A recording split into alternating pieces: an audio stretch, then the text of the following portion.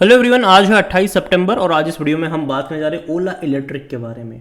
102 रुपये का शेयर है। कल भी यहाँ पर गिरावट हमें देखने को मिली है और भाई साहब लिस्टिंग के बाद एक अच्छी तेज़ी आई थी। 155 रुपये तक शेयर चला गया था, लेकिन उसके बाद जो गिरावट शुरू हुई है वो अभी भी रुकी नहीं है। यहाँ पर अगर आप ग्राफ देखोगे तो एक बड़ी तेज़ी हमने देखी। हालांकि अगर आप देखो तो कोई खास अच्छा सब्सक्राइब हुआ नहीं था ये इसका आईपीओ, लेकिन फिर भी 20% के अपसाइड पे खुला था ये, 20% के अपसाइड पर। और अगले ही दिन जब इन्होंने अनाउंस करा था कि भाई साहब ये बाइक बनाने वाले हैं, तो लगातार भाग के चला गया। 155 रुपये से भी ऊपर गया, लेकिन उसके बाद गिरावट हमें देखने को मिली। और अगर आप चैनल को रेगुलर फॉलो करते हो, मैंने पहले भी कहा था कोई तुक नहीं बनता है खरीदारी करने का। मैं इंतज़ार करूँगा डबल डिजिट पे आने का, और अब बहुत जल्दी वहाँ पर जाता नज़र भी आ रहा है। और बात करेंगे वीडियो में इसके बारे में कि भाई साहब यहाँ पर भी क्या नज़ारा बन रहा है, मौके हैं, धोखे हैं, क्या सिनारियो यहाँ पर, सब कुछ डिस्कस करेंगे। लेकिन उससे पहले अगर आपने अभी तक चैनल को सब्सक्राइब नहीं किया तो प्लीज़ सब्सक्राइब जरूर कर लीजिए। तो ग्राफ अगर आप देखोगे तो भैया गिरावट यहाँ पर डेफिनेटली है और मेजर फॉल है 155 रुपये पर जाने के बाद। और एक प्रॉफिट टेकिंग कह लो यहाँ पर कि शुरुआती दौर में एक प्रॉफिट टेकिंग देखने को मिली। और उसके बाद अभी अगर आप चीज़ें ऑब्जर्व कर रहे हो ओला को लेकर, तो काफ़ी ज़्यादा नेगेटिव चीज़ है अभी इस कंपनी के बारे में। हमें सोशल मीडिया पर कह लो, आर्टिकल्स पे कह लो, इवन यूज़र्स के थ्रू भी कह लो, कई सारे जो कस्टमर्स हैं ओला के जो इनके सर्विसेज से खुश नहीं हैं, कई सारे वीडियोस हम सोशल मीडिया पर सर्कुलेट होते हुए देखते हैं, जो कि कहीं ना कहीं कंपनी के बिजनेस के लिए अच्छा नहीं है। क्योंकि आज अगर कोई नया पर्सन अगर इलेक्ट्रिक बाइक खरीदने के बारे में सोचता है और जब ऐसे वीडियोस उनके सामने आते हैं, तो कहीं ना कहीं ओला की छवि खराब होती है। कहीं ना कहीं ईवी के अडॉप्शन को लेकर कहीं ना कहीं लोगों में एक डर ज़रूर आता है। और यहाँ पर अगर आप देखो तो उसी के चलते हमने पिछले महीने ओला की जो सेल्स थी अगस्त में, उसमें डिक्लाइन हमने देखा। ओला के सेल्स में डिक्लाइन हमने देखा पिछले महीने।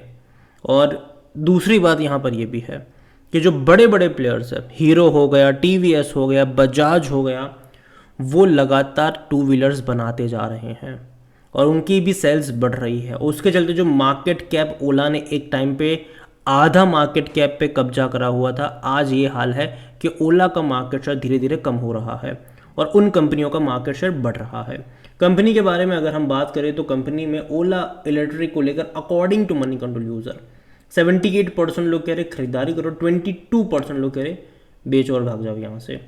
कंपनी को लेकर हाल फिलहाल में ही ओला ने अनाउंसमेंट भी करी है कि ओला का प्लान है कि ऑनबोर्ड करेंगे 600 नए पार्टनर्स, और through this partner programme Ola electric will continue to onboard partner to drive EV adoption and provide sales and after sales experience across the country. A company will further leverage this program for sales and service of the upcoming Rooster जो portfolio इनकी bike वगैरह है वहाँ पर। देखिए company जो है वो नए पार्टनर्स को जोड़ने का रीज़न भी ये है कि जिससे अपनी गाड़ियों की बिक्री वहाँ पर कर पाए। उसके अलावा बिक्री करने के बाद जो सर्विस का जो यहाँ पर, क्योंकि देखो मेन दिक्कत यहाँ पर आ रही है वो इनके सर्विस को लेकर ही है।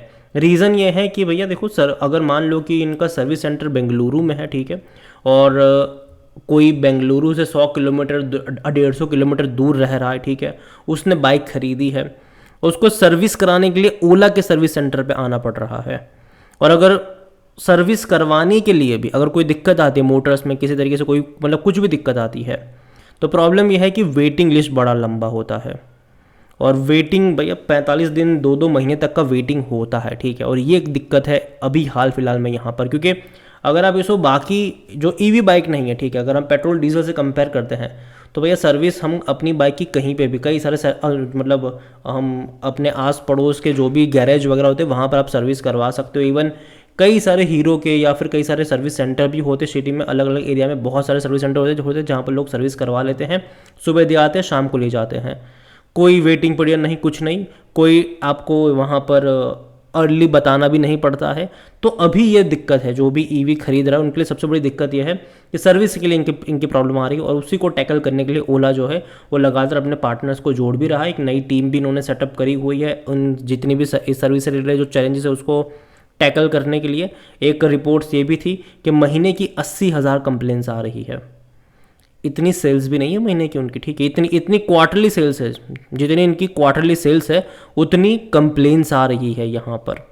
और ये एक प्रॉब्लम है इस कंपनी को लेकर। यहाँ पर देखो तो ओला इलेक्ट्रिक हाल फिलहाल में 800 कंपनी ओन स्टोर्स हैं इनके, and with the network partner programme will have nearly 1800 sales and service touch point through the upcoming festival season.